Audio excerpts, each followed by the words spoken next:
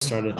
Okay, so we are not finishing Hilchos Teshuvah, chas v'shalom, but like trying to wrap up at least the questions that we raised this week that we didn't answer yet, right? So I believe the main question left over from Monday, which we didn't answer, is why the Rambam presents Teshuvah gemurah before Teshuvah, right?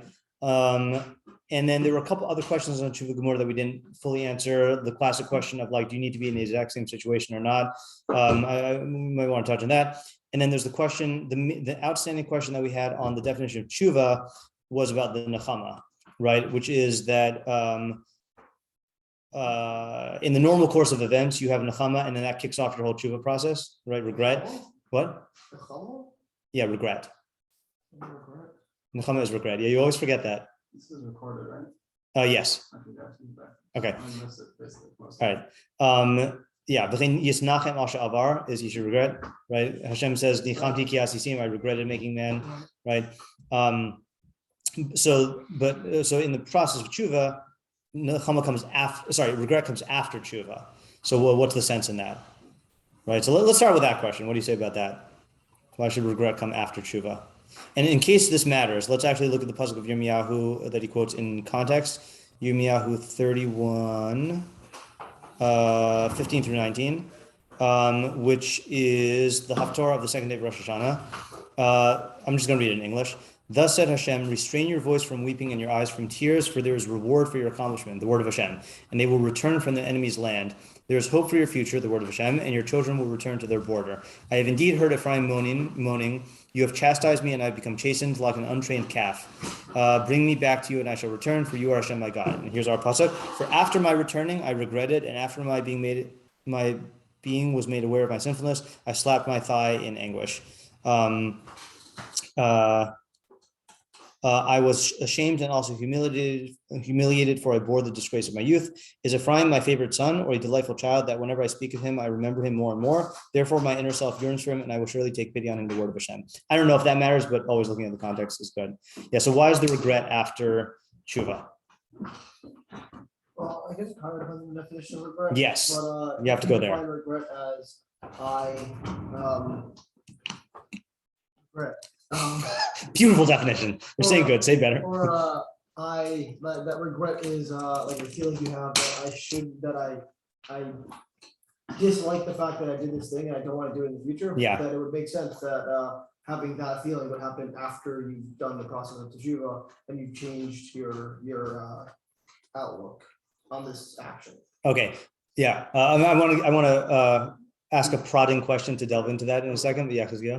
I think there's also like an intellectual basis for the feeling. Which yeah. Is like, man, like what was I thinking back then? Yeah. Had I known like this is how this is going to result, like why, man, I wish I knew that. Like I wish I had thought that. Yeah. Like you're not just regretting the action, but like also the lack of the information. Okay. I think that's the key distinction here, right? In other words, when you do the sin and you feel guilt, guilt is not the same thing as regret. Right. Guilt you can feel just by knowing that the thing was wrong, right? But regret is when you can actually look back on the hate and say, wow, I was way off base. Like I gave into this emotion. There are these consequences. Like I distanced myself from God in a certain sense, or in this specific sense. And you can only do that after you've done the actual Teshuvah process, right? Because Teshuvah is when you're actually like, in order to yigmor b'libo shelo yasehu od, in order to resolve to not do it again, you have to do that changing of yourself. And only when you've changed yourself can you like look back on that past self and say like, whoa, I was off base. Started. Yeah. But then only after the Teshuvah process do you go, oh. Wow. Yeah. Oh, so I got to say this thing just because of it's not directly related to the Rambam, but my mashal about guilt is when I was in yeshiva in the old building, we had I don't know who designed this, but they put a smoke detector in the kitchen. Okay. And when the smoke detector would go off, all the smoke detectors in all the rooms in the building would go off. Okay. So what would happen, it was a frequent occurrence that you'd be like sleeping, okay, at like 11 p.m. and then all the fire alarms would go off and you'd have to like run outside because you didn't know if the building was on fire and you were going to die or if someone was just cooking at night. Okay, so I wasn't here. Anyway, let's not get into particulars. So I think that let's talk about that later. Okay. So that I think is a very good mashal for guilt. Okay. Guilt is not an indication that you did something wrong. Okay, because you can have guilty feelings when you didn't do anything wrong, or you could do stuff wrong and not have guilty feelings. Okay, you can have a fire that doesn't set off the alarm, and you can have the alarm set off and there's no fire, right? But like an alarm, like the yeshiva's alarm, guilt is a signal that you should investigate whether you did something wrong, and if you find that you did something wrong, then you should do teshuvah and address it. And then the nechamah is when you actually look back and you were like, whoa, like this was I was way out, I was outside of reality. Like that was the wrong thing to do, and that can only be done after the teshuvah. Yeah. Well, so I want to take the last thing we said, which is that can only be done after you've done teshuvah. Yeah.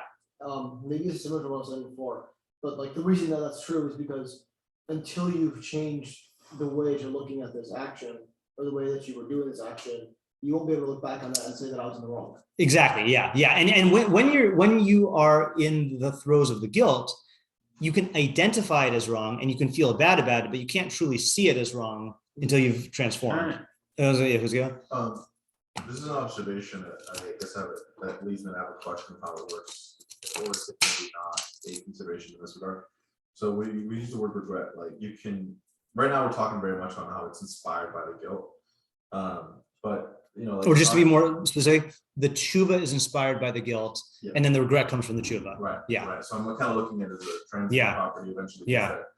But if I let's say, took the wrong road or something, just took the wrong direction. Yeah. It wasn't from a moral anything. I thought that was the right road. Right. And then I'm like, wow, now I'm stuck in this ditch or something. Right. Really regret taking this way. Yeah. It's not really like an emotional component to like how I feel badly about having taken this way. So obviously we know that that's the case. So we can have a regret without having an emotional attachment to that regret necessarily. Maybe we don't like the outcome, but we don't feel something. There's no judgment on our state of mind. Well, I don't know. Is that a question or like supporting? I'm asking how does that, can you in this situation have regret without having without look back at something and say, well, on the other hand, I didn't know. I didn't. Okay, I hear what you're asking. Yeah, Chaim's jumping to say something. So yeah. I'm saying it's not like we're saying that you can't have regret without understanding what you did wrong, right? You don't necessarily have to have this emotional guilty feeling in order to eventually come to that, that's what this is how much is wrong. We're not saying that's wrong. It's just that's what guilt is. You don't have to. Right. Yeah. You can engage in teshuvah without having guilt. Right. Yeah. Okay, that's my question. Okay. Yeah, you can engage in teshuvah without having guilt. I thought I understood your question differently, which is that is regretting taking the wrong road, is that regret of the same nature as the regret in the teshuvah process? And I want to say that yes, it's only quantitatively different, and taking the road is not an avera. The wrong road is not an avera. I think someone, let's say for example, I'll give you an example. This summer when I was driving to Montana, I got on the wrong. I got turned around without realizing it, and it added an hour to my trip, making a 8 hour drive to a 9 hour drive, and by the time I got there, it impacted my sleep, and I had less of a sleep and whatever. So I think someone who really valued their time and their mental clarity would be like, yeah, I harmed myself by doing this, and I wish I had known, I wish I had been vigilant and checking, my Google Maps or whatever, so I think it's just quantitatively different than an actual avera, and also it's not actually an avera. Yeah. I have a different question. Yeah. I understand that just know what you did wrong in order to happen, right? And Yeah. investigate what you did. Yeah. But that's still not the total end process of it's kind of the end of the Kabbalah, right? The Kabbalah is you understand what you did wrong and say, I don't want to do that yet. But can't you investigate what you did, realize I did that wrong and I regret it, and then say I'm not going to do that again? No, I'm not sure how we're still answering why in this order. So what I'm saying is that the first 3 steps that he has in this paragraph are all what he's calling the the Teshuvah part of the Teshuvah, right? The in this pasuk in Yirmiyahu, it is referring to those first three steps as Teshuvah, right? Because it says Achrei Shuvi Nichanti, right? So the essential Teshuvah is Azivas Hachet, removing from your plans and then resolving not to do it again, right? And I'm saying that in order to resolve not to do it, well, really in order to do all the three, you need to have made these changes and done the self-examination to be able to resolve not to do it again. In other words, it's not just like the way you said, I don't know how Davka you were being when you said it. You said, I don't want to do it again. You can not want to do it again from the very beginning, but you can't resolve not to do it again until you've gone through that inner transformation. 100 saying that after you resolve not to do it again, then you do the nechamah. Yeah. Nechamah is why you can't have nechamah before you resolve not to do it again. Because I'm saying that, okay, well, maybe I'll be more precise. You can't resolve not to do it again without going through this inner transformation that generates the actual nechamah. I'm fine with that. Okay, yeah. I'm thinking why the nechamah comes out in the resolve. Because I don't think it would make sense if the Rambam stated the nechamah in any other place. Meaning, I think he has to state that by stating it this way and by quoting from the pasuk, the nechamah can only follow Teshuvah. If you haven't completed Teshuvah, you can't have this full nechamah. Yeah, that makes sense. Where else? What is the question? I don't think you're right on the pasuk. I don't see it conceptually. I mean, what hit you investigate what you did wrong. Yeah. And you understand the problems and you understand what you should do. Yeah. Right. And now you have nechamah for having done what you did. Well, so why did that investigation not lead to a commitment to not do it again? To me, I would say there must be something lacking. I don't see why it had to be happened that way. So okay, well, okay, let me try that. Here's what I'm saying, right? So stating that this, it's like almost like he isn't implying that did happen. Yeah. He just isn't formally saying, and now I'm doing this thing. And okay, so I think I got it. Okay, so let me review the basic thing. There's a difference between logical order and chronological order, right? And the example I like using is the chronological order is appetizer, entree, dessert, but the logical order is entree, appetizer, dessert. Why? Because appetizer, the definition of appetizer is that which whets your appetite for the entree. It gets you your appetite going, right? So you can't have appetizer without entree, okay? Even though chronologically appetizer comes first, right? So what I'm saying here is that chronologically, the teshuvah and the nechamah can be simultaneous, right? But logically, the nechamah is predicated on you having gone through a teshuvah process. Because the nechamah. Okay, all right, good. Yeah, that clarifies it. Yeah, that's good. Okay. Quick answer to the teshuvah gemurah question, just to think about, because this is our last session this week. So again, the question was, why does the Rambam define teshuvah gemurah before and go on at length before he's even talked about what teshuvah is, right? So I think this is not a question. Obviously, you can't understand what teshuvah gemurah is without teshuvah. This is more of a question on the Rambam's presentation. So I think the answer might be like this: is if the Rambam presented teshuvah first and then said what the complete form of it is, you might think that teshuvah is essentially about the results. Okay, that the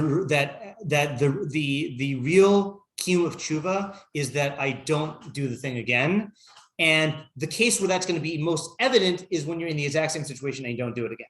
Okay, but the way I understand teshuvah gemurah is what makes teshuvah gemurah good is that it's an act of bechira.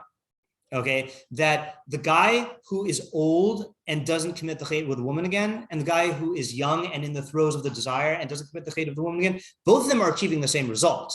They're both not doing the chait again, but the young person is exercising his teshuvah is a greater act of bechira because he is resisting these his yetzer hara and all the temptations of doing this and still doing it again. So by placing teshuvah gemurah first and highlighting the paradigm teshuvah is the one which is a full act of bechira where you're grappling with your yetzer. And then he says what Teshuvah is, which is that you don't do it again. It's just a clear presentation of this. And I think I can bring a raya from Rashi on the Gemara where the Rambam gets this from. The Gemara, there's several problems with how the Rambam gets this, but I'm just going to read it really quickly here. So the Gemara, which is the source of the Rambam, were you asking me, Chizkiyahu, on Monday where the Rambam gets all this stuff from? Yeah. So like this is an example of, so this is where the Rambam gets his Teshuvah gemurah from. He says, hold on. Hechi dami bal teshuvah. So what is a case of bal teshuvah? So I think the Rambam's version says, what is a case of bal teshuvah gemurah? I think that's the consensus. Amar Rav Yehuda kagon shebas liado davar avera pam rishona ushnia. Okay, Rambam's version says just one time. So a matter of an avera comes to you once. Once, and then you are confronted with it a second time, the nitzel himenu, and then you're saved from it. Machshavah Rav Yehuda said that it's a case ba'osa isha, ba'osa perik, ba'osa makam. It's with the same woman, the same age that you're in, and in the same place. Okay, so Rashi says like this, and meaning like you're still young.